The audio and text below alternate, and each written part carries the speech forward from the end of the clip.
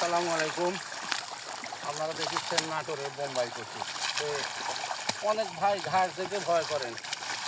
দেখেন আমার 5-6 বিঘে যে কচু লাগানো, এরকম ঘাস দেখলে ভয় করার কথা, কিন্তু ঘাস আছে, ব্যবস্থা আছে।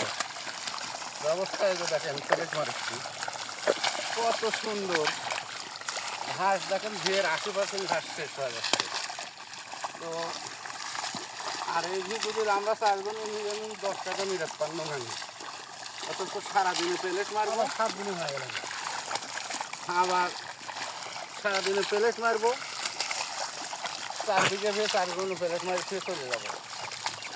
তো নিরেনের হিসেব হচ্ছে একটা, নিরে গেলে আবার 7 দিন পর ঘাস হয়ে গেল।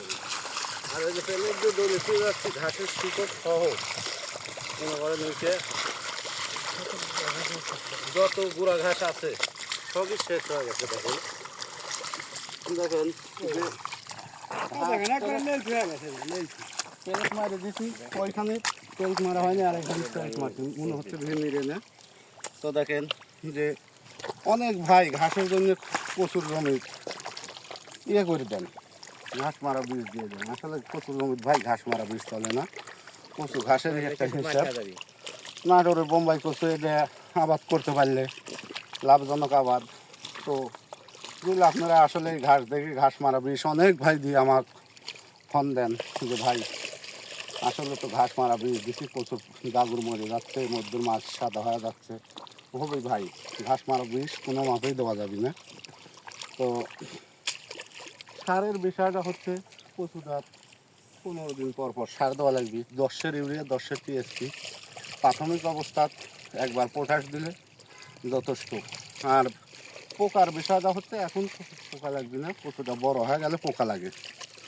তো লাগানোর হিসাব অনেক ভাই আমাকে প্রশ্ন করেন যে ভাই এখনও কচু লাগানোর হিসাব সময় আছে নাকি? হ্যাঁ, চৈত্র মাস পর্যন্ত আমরা এগুলো লাগাইছি, এর আগে লাগাইছি। তো চৈত্র মাসে রসুন উঠা সেরে তা বাদেও লাগাবো। আর এ কচুটা অত্যন্ত একটি লাভজনক ফসল। এর 33% 6 মণ 7 মণ লতি উঠছি।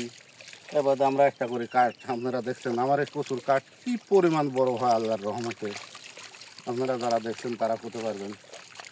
আমার প্রতিটা কচুর কাঠ 2 হাত 2.5 হাত 3 হাত পর্যন্ত কাঠ হয়ে যায়, মানে আমার সমান। আমার ছায় এই কচুটা একদিন দেখবেন আমি জমির ভিডিও দিব, আমার মাথার উপর দিয়েও 2 ফিট উঠে যাবে। তো চ্যানেলটা ভালো লাগলে শেয়ার লাইক কমেন্ট সবাই করবেন। আসসালামু আলাইকুম।